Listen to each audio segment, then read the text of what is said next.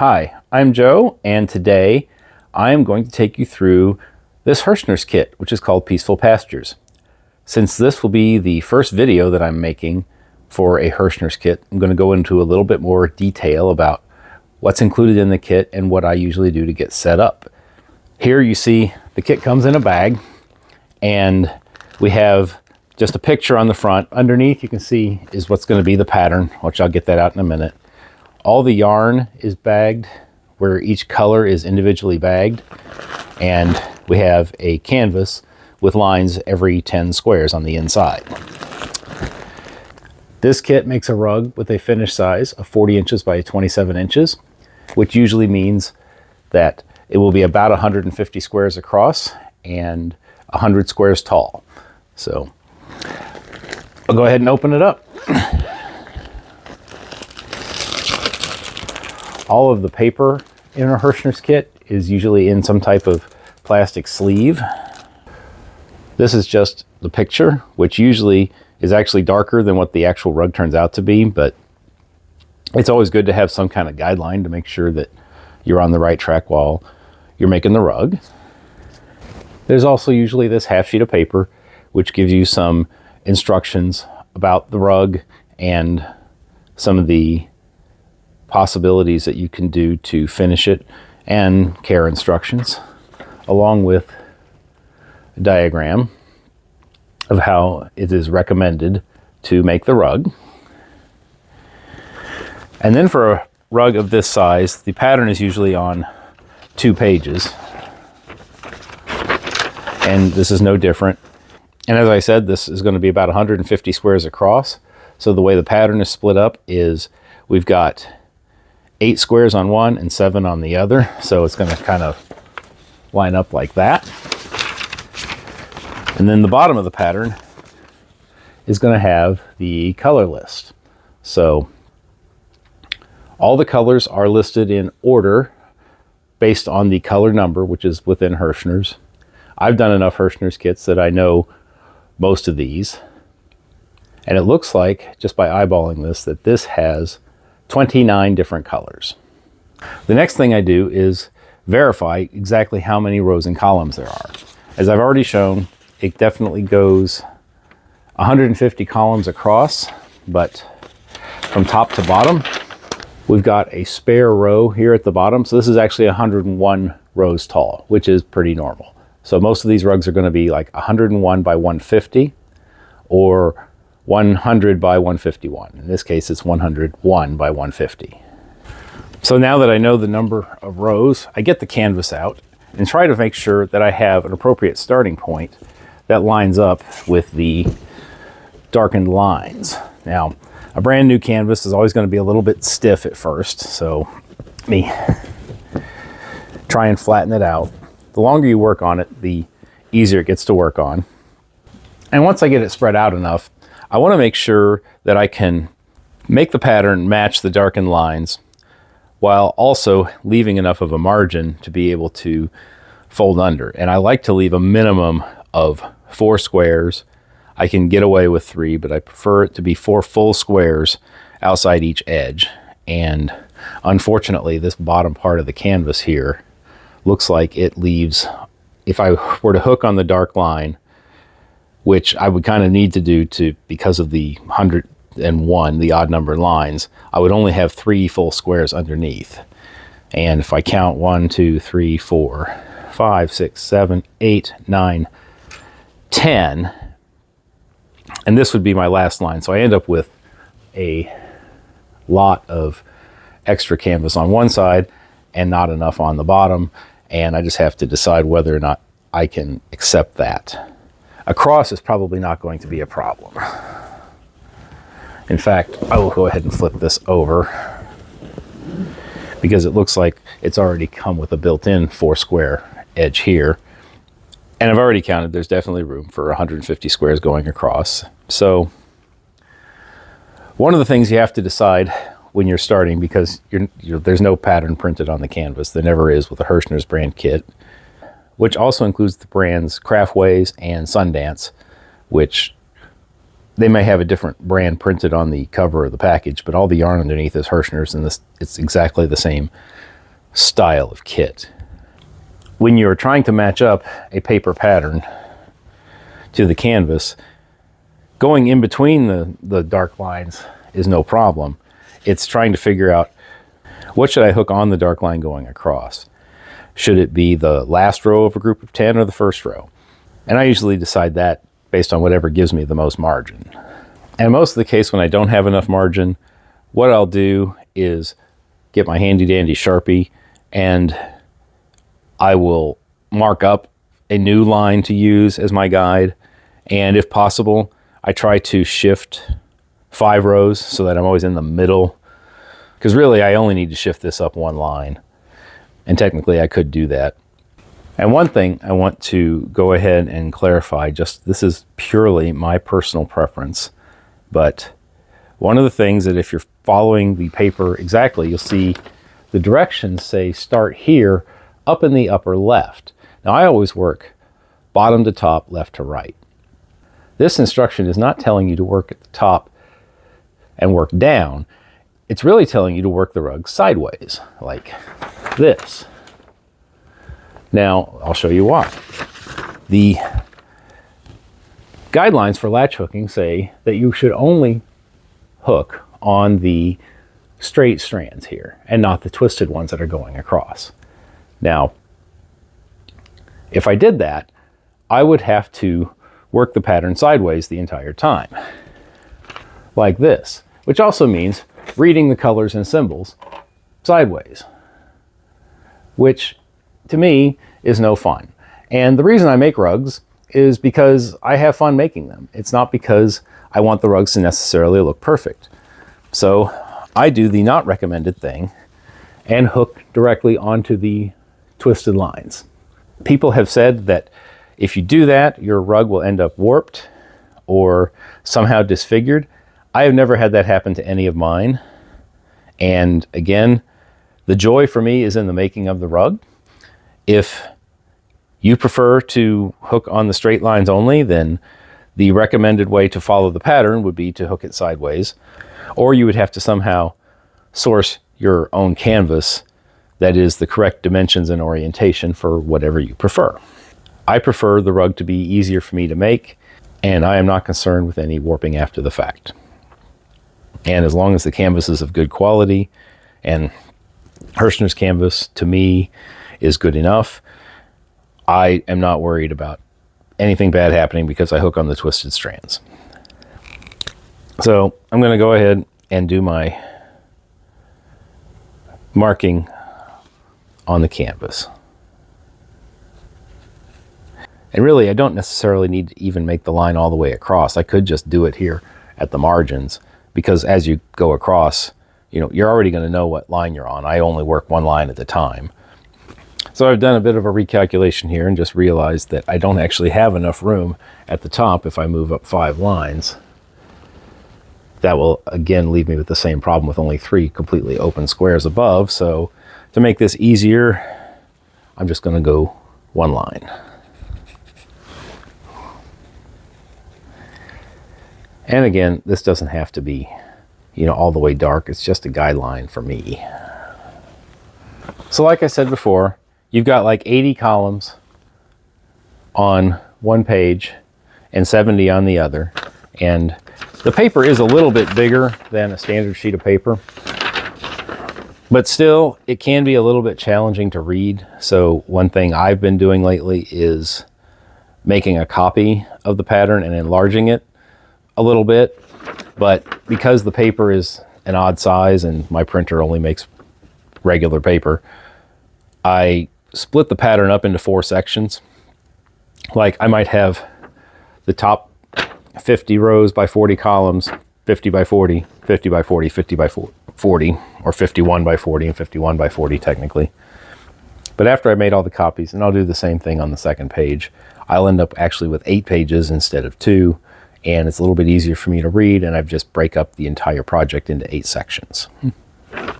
Next up, I work on divvying up the colors.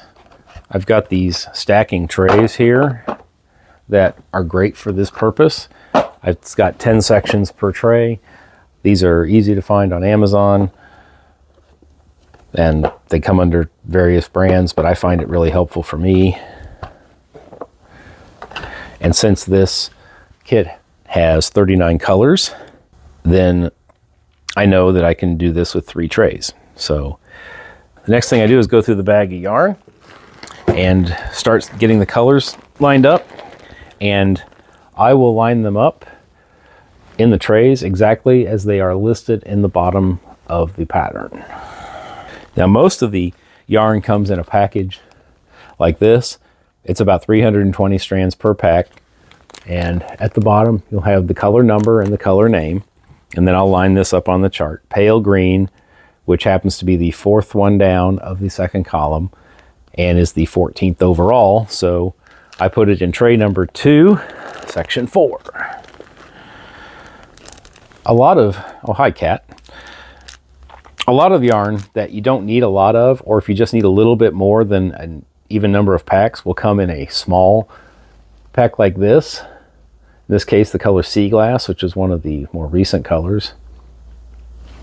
And this one, this kit actually has several like that. In fact, that's an unusually large number of small packs. That doesn't mean there isn't necessarily more. Like Pale Sage here, there might be several full-size packs, but it's a matter of if Herrschner's determines that, say, you needed 330 pieces of Pale Sage, they won't send you 2 full packs, they'll send you a full one plus one of these small ones. There is no count of how many of each color that comes with the pattern.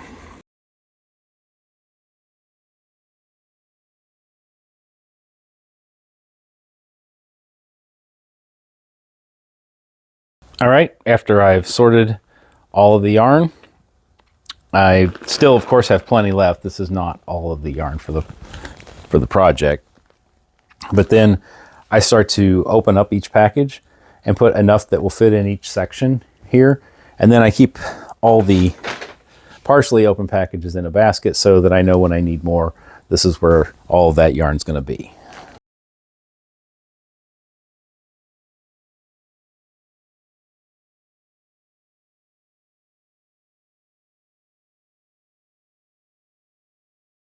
And there, our trays are all loaded and ready to go. And I will go ahead, since I am not ready to actually start making this rug at this moment, I'm going to go ahead and stack these up and put them away.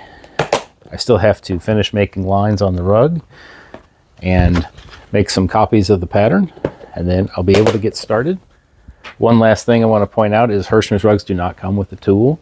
I happen to have a latch hook tool. In fact, I have several. This is an old one. It's a Molina brand. I don't know that you can see that,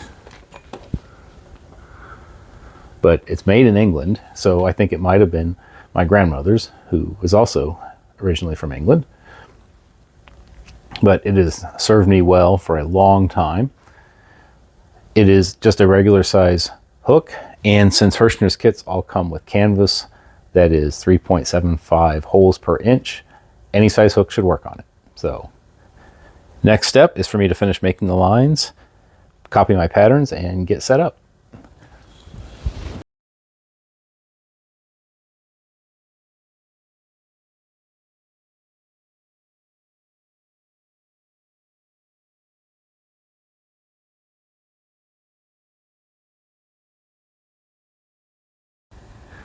All right, the rug is now completely hooked, but now for the unpleasant task, at least for me, of sewing the back.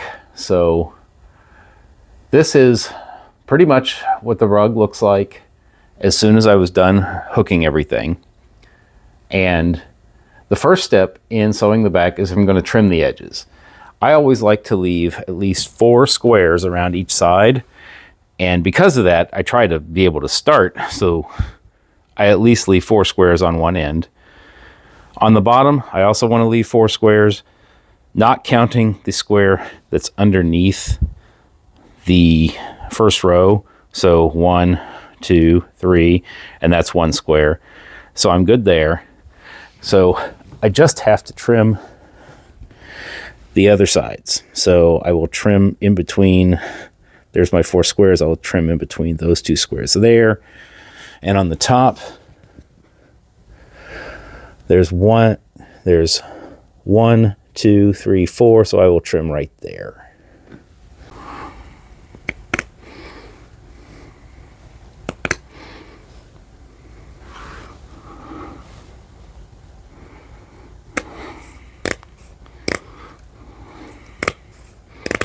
Next up, I want to trim the corners a little bit. I don't like to leave it at this right angle. I like to cut it across a little bit. The corners are already a little bit of a challenge because the canvas bunches up because you're trying to sew back a double layer. But I help it a little bit by cutting off a corner. And where I decide where to do my cut is I start from the very corner strand, move over 1 space into the margin, and then down 2 more spaces, and I start on this corner here.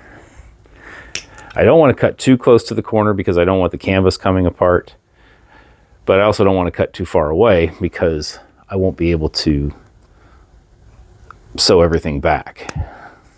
But I also cut here in a diagonal line, and I'll do that on all 4 corners.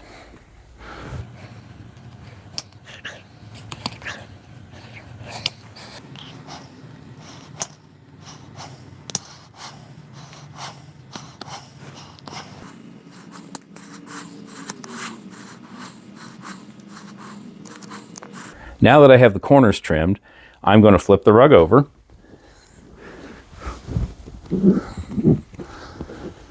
And I'm going to start here in the bottom left of at least the bottom left as we see it flipped over here. There's no reason to pick the bottom left over any other corner. It's just what I'm used to doing. So what I'm basically going to do here is I'm going to sew the sides of the canvas onto the back of the rug, and I'm just using a large sewing needle here with regular yarn threaded through it. It doesn't matter what color you use, it's not going to show through the rug. And I am not a professional tailor, so I just have the yarn tied with a regular knot after I've threaded it through the needle. So what I'm going to do is, because I've kept 4 squares on each side, what I like to do is do all my sewing through the 3rd square. So 3 rows in. When I'm folding the corners over, the first corner is always the most difficult. I always fold up so that the first row of the extra canvas lines up with the first row that's actually hooked. So I think one mistake I've made before is I folded it up and the first row of the extra canvas ended up lining up with the second row, and that makes the edge of the canvas flare out. I suppose if that's the effect you want, that's what you would do, but that's not what I like to do. So I line up that first row and then make sure the first 3 rows where the yarn is hooked all line up. And usually before I do that, I've got my other finger back here to mark my spot. This is between the 3rd and 4th row here. And after I go to the right 3 pieces, this is the part where I'm going to actually put the first stitch. So I've got 1, 2, 3. You can kind of see my finger here. I'm going to put the needle down. I've done this enough to not stab myself in the finger too many times. And you can see I'm just bringing it up through. And actually I already forgot to do the side also. I need to fold the side over the same way.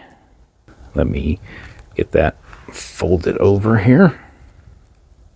Keeping everything in line, I've got both my bottom and left layer there. And I can do that. And I just pull through. Now, you may also look, one thing I should have mentioned, is the amount of yarn I have here is not going to be enough to go all the way around the rug. But I'll show you when I get to a spot where the yarn does run out, what I do to connect it to a new piece of yarn. You're certainly able to pull out enough yarn so that you can do the whole rug in one go. I don't always like to do that because at the beginning you're pulling so much yarn through in a single stitch and it feels like it just takes forever, but then it accelerates as you go because you're not pulling as much yarn through. But I'll go ahead and do this first stitch, and then all I do here at the beginning is I tie a little knot, and usually I triple tie it. Then whatever tail is left at the end here will be something I might use at the end to finish everything off. And if anything is still sticking out, I'll just trim it. So then I've got my first stitch here. And if I was really dedicated, I would go 1 square at a time. I go every 3 squares though. And from here, I'm just gonna find, I'm stitched here, so I'm going to go up 3 squares. 1, 2, 3. This is going to be my next one. Again, I keep it lined up, and I'm going by feel. A lot of times I'm trying to get the yarn back. This piece here is not going naturally, but I don't want to put my needle through a piece of yarn. I'm also taking the rug down here to my footstool that I work on, because I'm not used to doing this on camera. I am trying to show as best I can.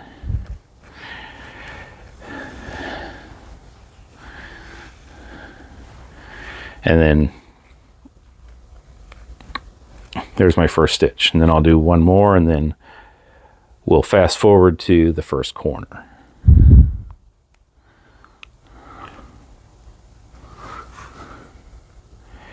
But you can see if I had enough yarn here to pull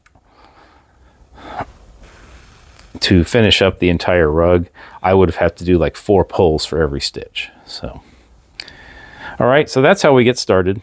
And I'm going to go ahead and move up the side here.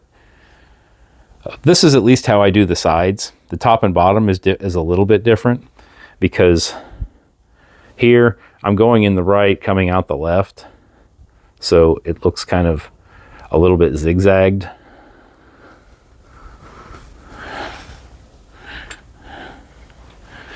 Whereas on the top and bottom, it's going to be, the way I do it anyway, is going to be a straight line. So we'll see you in a minute. Okay, I've made it up the side, and I'm 5 rows from the top. So I realize my next stitch is going to be in that zone where I need to get things folded over. So I'm going to do that now. And really, here's, you see why I do 4 rows plus the space just above the last stitched row. And I try to line it up. And honestly, my process for doing the corners is I make the best guess I can to try and fold this over. I might end up with a straight, I mean, that little piece of canvas is sticking out there, and I can either trim that or pretend it's not there, which I'll let you guess which one I'm more likely to do. But from here, I don't strictly adhere to 3 rows at a time. Here you can see where I've gone 3 rows at a time. But I just try to find a spot, usually still in this same line here, and I try to make at least 2 stitches inside of this zone here of the corner to keep all that canvas down.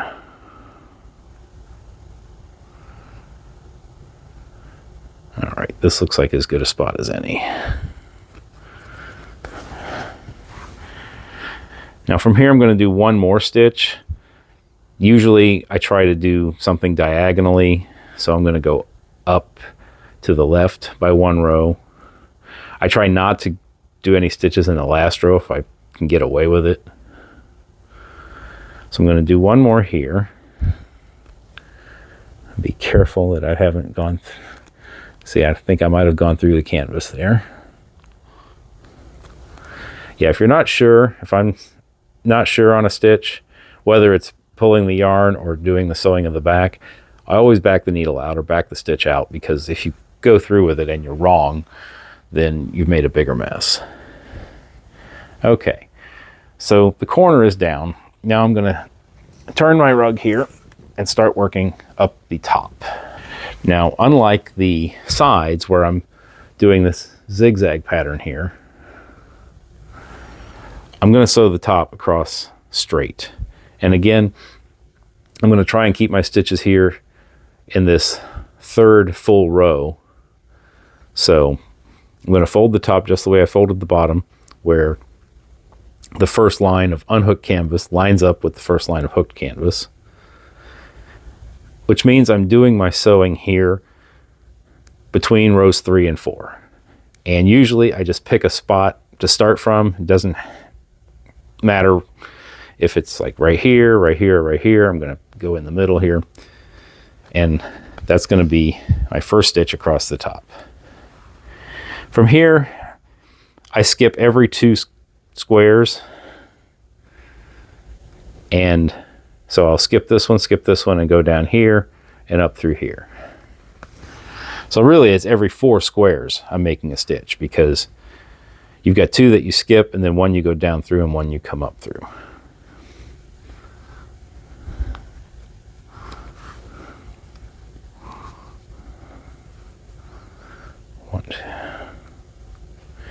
And on these are a little easier, and if you have a lot of thread here, you can do like 4 or 5 of them without having to pull the thread all the way through. So if I had a longer piece of yarn, then this could save me a lot of time. I'm doing this time just to show for the video, because the piece of yarn I have is pretty short. It can go all the way through in 1 pull. But when you think about how big this rug is, it's what, 40 by 27, so that's what, 67 times 2, 134. I mean, that's like 11 feet. So here I've done, I'm going to do 1 more here. Got to make sure to keep this lined up. Sometimes it slips or I lose track. So I've done 4 stitches here, and I'm just going to pull them all through at one time. So that's more of a time saver. It does tend to make the yarn fray just a tad, but it's not going to hurt how it holds up, and nobody's ever going to see it. So I'm going to continue on the top, and I think you can see here that I don't have enough yarn to finish the top, so I will come right back when it's time to connect a new piece of yarn. Okay, I've reached the point where I've run out of yarn, so I'm going to have to get another piece of yarn. But the first step I'm going to do is I got to get the yarn out of the needle, and I can either try to untie it or I can just cut it. The advantage of untying it is you have more yarn left over to tie to your next piece, but depending on how well you've tied it, and usually I do not tie things very well, like I can almost always pull this out with my fingers. All right, so it's untied. I'm going to go get another piece of yarn. I keep a small ball of yarn for this exact purpose. If I want to just finish the rug, which I'm going to try to do, I just kind of try to measure out how much is left. So I know I've got to do so much for the bottom, about the same amount for the side, of course a little less, but I like to leave a little extra because I want to make sure I have enough to get to the end. Nothing's more frustrating than getting 3 inches from the end and you have to get another piece of yarn. And then I'm going to go ahead and pull a little bit more just to account for this stretch here. I'm going to go ahead and thread my needle. And again, because this is something nobody sees, I don't worry about fraying too much. And I just tie a triple knot. And I find that even when I tie a triple knot, the longer I use the yarn, it does start to loosen itself up. But I usually catch it before anything falls out. So I've got my needle threaded. All I've got to do is connect it to the remaining piece of yarn. So what I do here is I take the 2 pieces By the way, I was not a Boy Scout, so I do not have any expertise in knot tying. This is just a method that works for me. Is I start off tying it like I'm tying my shoes. And I always try to keep the knot as close to the canvas as possible, because even though the knot actually is not going to be that big, I try not to have a knot that I have to pull through the holes. But I'm going to keep it down here. And then I'm going to wrap these back around and tie them again like I'm tying my shoes, except I'm going to twist them twice. I've heard this referred to as a surgeon's knot. I don't know if that's the official term, but there's 1 and 2, and then I really just need a third hand. I'm trying to hold that knot as close as I can down to the canvas, and then I pull this tight, and I've got this ready to go. And from here on, I can just keep sewing like nothing happened. When I'm done, I will trim these and make it look better, but I usually save my trimming to the end in case for whatever reason the knot comes loose. I haven't had that problem, but I still like to wait until I'm all the way done before I do any cutting. It's that whole measure twice, cut once. So I'm going to go ahead and resume sewing. I'm going to finish the top part here. I've got another corner to do, and actually 2 more to do. I'm going to go up and down the side here the same way I did the first side, and then go across the bottom the same way I did the top. And I will be back when I'm ready to finish the sewing. All right, I've made it to the end, or at least as close to the end until I get to that first corner I started with. I'm going to go ahead and do 1 more stitch, usually somewhere close to where my first knot is.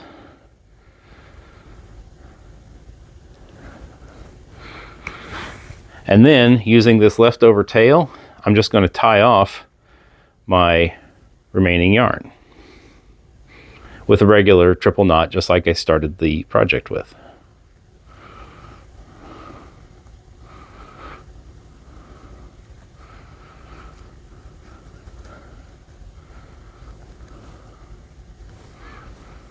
And then from there, I can start trimming.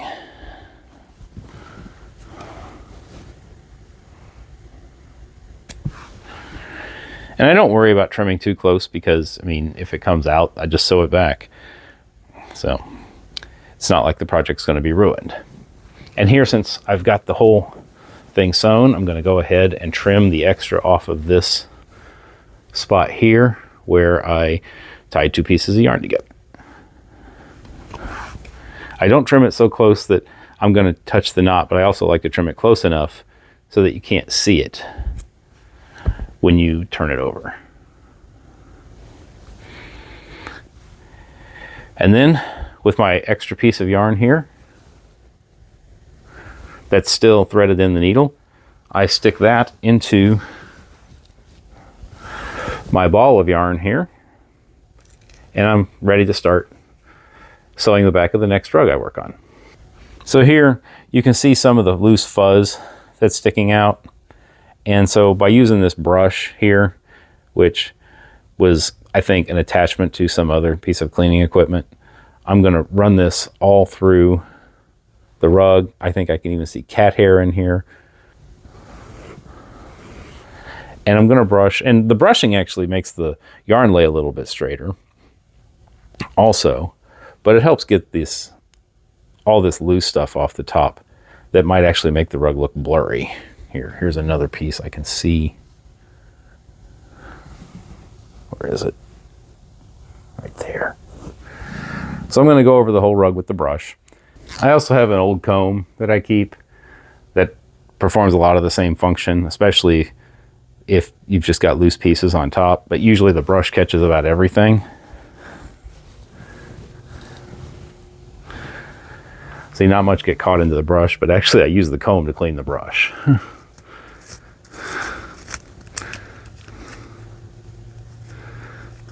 Next, I see if anything needs trimmed. Usually on a Herrschner's kit, or about any type of kit, The yarn lengths are very consistent, and if you take care to make sure that you keep the yarn even with every stitch, you usually don't have a problem with yarn being the incorrect length. We do occasionally have problems with the incorrect number of cats laying on our project. All right, Iris, we need to finish my video, please. Okay. Yes, the internet loves you. As you can see, a cat flopping on your rug does not make it look its best. But usually I don't have to do any trimming except maybe the odd piece. The one place I might have to do trimming on any type of rug is if there's some type of detail and you only have one or two pieces of a particular color and it sticks out. One thing I notice here on this rug here is in the little sun that's on the top of the barn.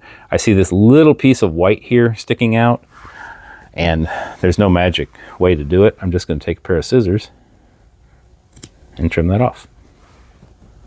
Now, if you do have to do a lot of trimming, I also have these, what they call applique scissors or duckbill scissors, and they're very good for that. The idea being that as you open them up, you put this flat part down that's on the level that you want everything cut, and they're very sharp, and you just cut, and you can see it's kind of just, so there's not much to cut there.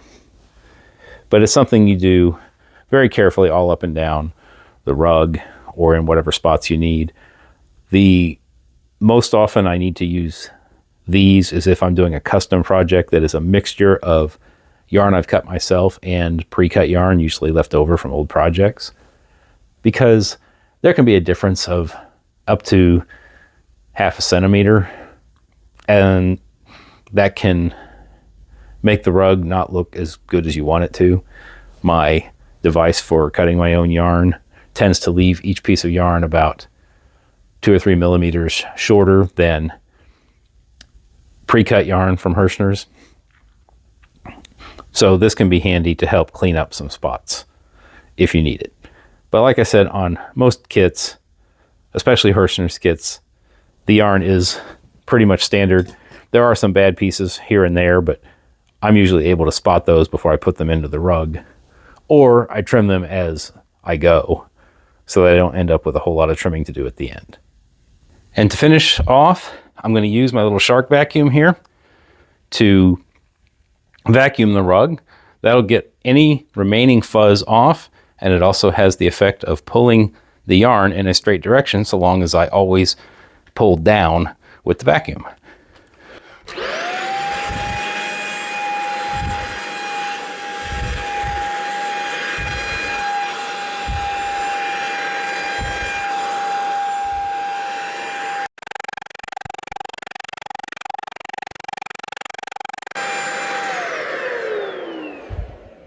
As you can probably tell, I vacuum pretty much the bottom 90% of the rug. I don't like to try and do the top part because I don't want it to get caught into the vacuum, but at this point I think the rug looks as good as it's going to. And there we have it, Peaceful Pastures Herrschner's kit, 40 inches long, 27 inches tall. I hope you enjoyed this video or found something interesting or useful in it.